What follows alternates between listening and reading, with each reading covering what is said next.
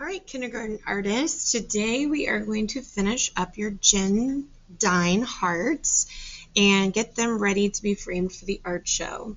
So the first thing that we'll do is use our black charcoal to add a shadow around our heart. Now you want to be mindful of this charcoal. It is really messy, comes off on your fingers. So while you're using it, you want to be sure not to get fingerprints everywhere or touch your face until we have a chance to clean up. So the first thing I'm going to do is just very slowly and carefully use my charcoal to kind of draw a thick dark line around my heart.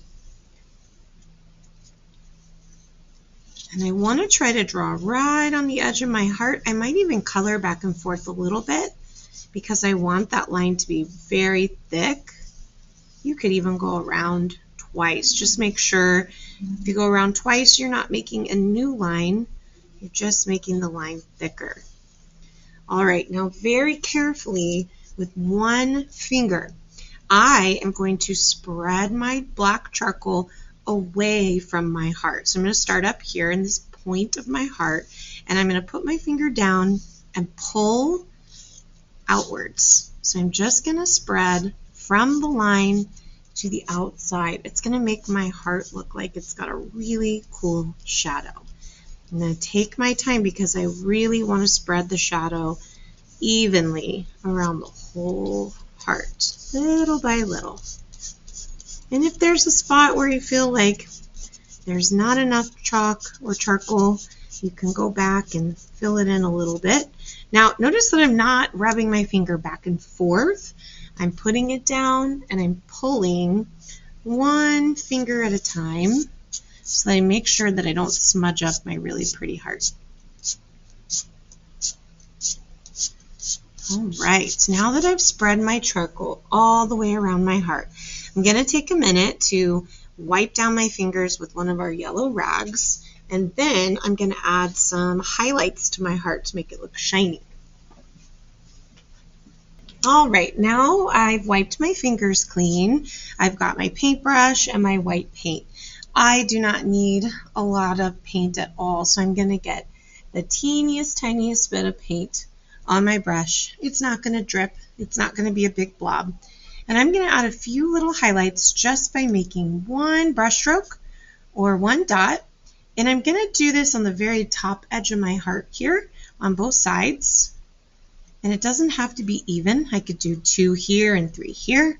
And then I might add a couple of little tiny highlights on the side of my heart. And you can kind of decide where you want those to go. And that's it. I don't want to keep adding lots of highlights because then it won't look quite as shiny. So now that I've got those, I'm going to put my brush in the sink and wait for the next step. All right. The last step for this project is to get it onto this big white paper so that it is ready for our school art show. And this paper has this little rectangular line here that makes a box, and that is where we want to glue our picture. Now, it's really important that I glue my picture where it says top if portrait. So before I even glue, I'm actually going to circle that so that I don't get mixed up. Top if portrait. And if you're not sure which one of these says portrait, look for the P. And this is the one where I want the top of my picture to go. And if I get confused, I know, oh, that doesn't fit. So it can't go that way. It has to go this way. I don't want the top of my heart to be down here. I want it to be up here where it says top. So I'm going to lay my heart artwork upside down, and I'm going to get my glue ready, and I'm going to make a spaghetti noodle, teeny tiny line of glue all the way around the edges of my paper, and maybe I'll put an X here in the middle so that the middle lays flat too, and that's all the glue I need. I don't need glue everywhere dripping. Now this is the part where I'm going to be super careful. I'm going to check all 4 corners of my art and make sure that it's inside that box or that rectangle.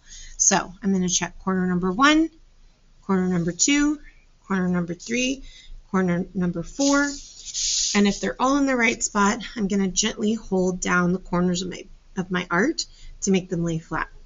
I don't want to put my fingers in that chalk or that wet paint, just on the corners and the edges. I'm going to count in my brain until it's laying flat. All right, now when I turn my artwork this way, my heart is sideways, but I know it's facing the right direction because the top of my heart is where I circled next to these words. Now the last thing that you're going to do is add some stickers with your name on them. So your teacher will give you your 2 stickers. They're going to look like this, and you don't have to cut them. You don't have to glue them. You're going to peel them off like this. Okay, and there's 2 places where we want the stickers. The first sticker goes here. Sticker number 1 is going to go right in the middle in this box. The second sticker, and it doesn't matter which one is first and second because they're exactly the same, goes in this corner here. Sticker number 2. And I want to make sure that I put my 2 stickers here, and if I do, I don't even have to write my name. Now, if for some reason there's somebody who doesn't have stickers, they can write their name here, and we will get stickers for you. Now, once you've put your artwork here on the paper, we're going to put it on the drying rack so that that glue can dry, and then we are all done.